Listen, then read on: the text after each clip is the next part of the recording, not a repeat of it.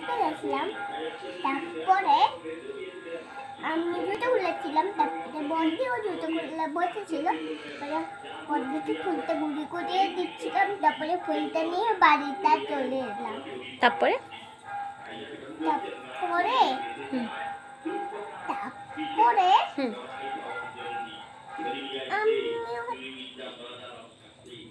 Mummy আমাকে বকেছে। কেন friend?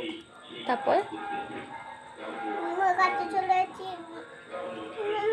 Mummy আমাকে মেরে দিয়েছে।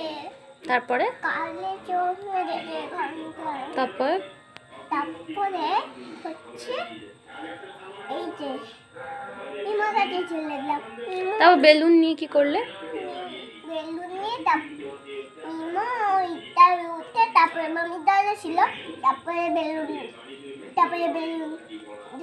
তারপরে ফেলে দিল। তারপর কেটে নিলাম। তারপরে ওই বেলুনটা মিমন আগে দিল, তারপরে ওই নিয়েছিলাম। তারপরে মামি দিয়ে দিল।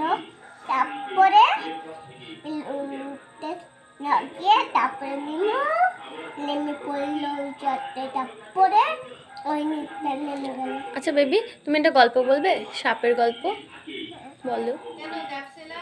ক্যাপসুলারের গল্পটা বলো।